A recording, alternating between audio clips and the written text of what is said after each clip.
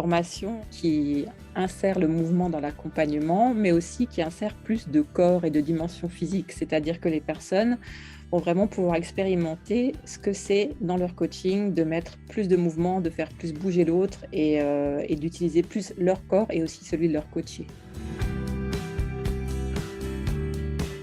La dimension physique, c'est un peu ma dimension de prédilection. Je suis aussi prof de danse à côté, donc j'adore tout ce qui concerne le corps. Et puis, je trouve que le corps, c'est vraiment un allié hyper précieux. Et puis, dans l'accompagnement, c'est encore mieux parce qu'on a notre corps à notre service, au service du coaché, mais on a aussi le corps du coaché. Et le mouvement et tout ça, ça permet vraiment de mettre plus de rythme, plus de dynamique dans les séances. Et puis, je trouve ça vraiment super riche. Alors, il y aura déjà toute une partie où ça sera vraiment avec eux, leur corps avec eux-mêmes, en fait. Je ne sais pas si c'est très bien dit. Donc, ils vont pouvoir expérimenter, ils vont encore plus se réconcilier avec leur corps, même s'ils ne sont peut-être pas fâchés avec leur corps, mais il y aura vraiment toute une partie pour vraiment se connecter à leur propre corps et pouvoir l'utiliser mieux comme outil. Et puis après, il y aura deux autres parties qui sont plus liées à l'accompagnement pur. Donc, ils vont apprendre des outils concrets à la fois pour du coaching d'équipe, à la fois pour du coaching individuel, donc des outils qui utilisent la dimension physique.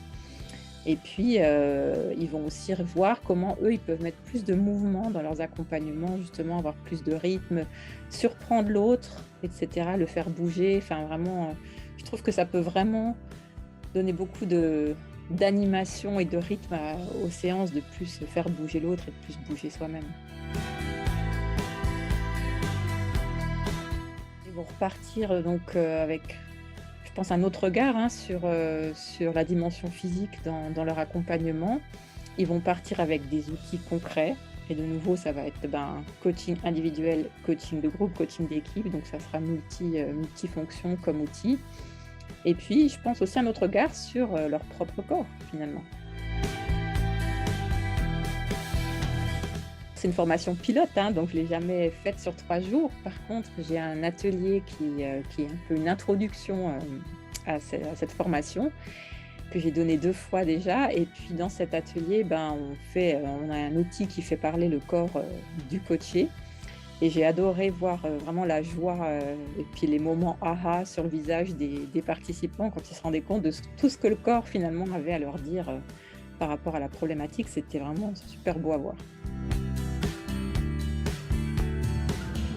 Ce qui la rend unique, je pense que c'est les approches qui sont assez variées, puisque moi je suis prof de danse et en même temps je me suis formée sur pas mal de choses en lien avec la dimension physique, donc j'apporte des choses que j'ai créées moi et des choses que j'ai pu glaner au travers des formations. Et puis la richesse aussi, c'est justement que ça ne se cantonne pas qu'au coaching individuel, donc on peut aussi accompagner des groupes et des équipes avec certains de ces outils. Et puis prendre mieux soin de son propre corps, se connecter à son propre corps, finalement, il y a aussi un bout de développement personnel là-dedans. Donc ça, c'est chouette.